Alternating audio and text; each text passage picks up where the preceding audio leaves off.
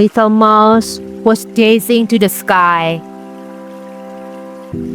He was on the backyard of his house to help his parents to look after his younger siblings with two others that around his age.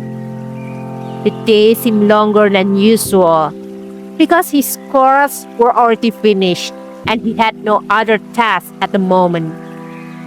He wondered about his parents and the older siblings that were working outside.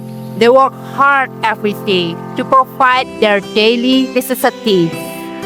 Furthermore, with the dangers they might encounter, Klien couldn't help but pray for their safety.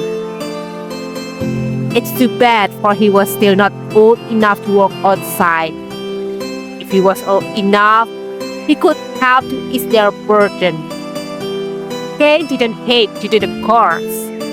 It's just that he thought he could help them better if he also worked outside. Suddenly, a call interfered his contemplation.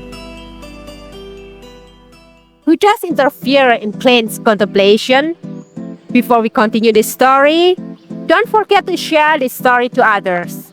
You may explore other stories on this channel later, so don't forget to subscribe as well. Thanks, and let's continue. Good day, young fellow. What's with the long face? A stork greeted in friendly manner. Oh, good afternoon, Mrs. Stork. Klien confused how to answer. He was rarely going out and interacting with other animals, since he always helped inside the house. Apparently, Mrs. Stork was on the middle of her job. However, the day was so hot that made her to take rest on the pond near Klien's house. As she was drinking, she felt a pair of eyes seem watching at her. Who knew that pair of eyes was actually not gazing at her, but looking blank on the stream where she drank, because a concern about his family made him impulsive. After conversing with her for some time, Klien could open up to Mrs. Stork and told her about his problem. As she listened to his story, Mrs. Stork pondered of something. She remembered about one of her clients that applied to the agency. There are a couple of mice that live not far from Klien's neighborhood. They were longing for a child on their household, but still, they hadn't been gotten one. The stork wondered if his family would allow them to adopt the little mouse. When Klien finished his story, Mrs. Stork proposed her idea to him. A glimpse of hope sparkled on his eyes then. He thought his parents would have no one less child to be fed on. With that, he felt he had helped his parents.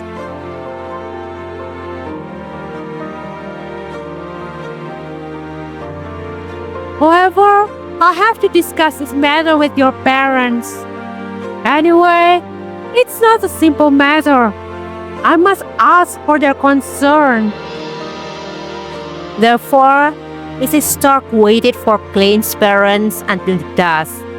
He saw how busy they were. He thought it must be fate that she took rest near Klien's house. Since long time ago, her agency provided service of delivering babies to the households. They also accepted requests of couples that were longing for children, and they accommodated orphans and children that came from huge families with financial problems. They would help them to find a fit adopter to ensure their well-being.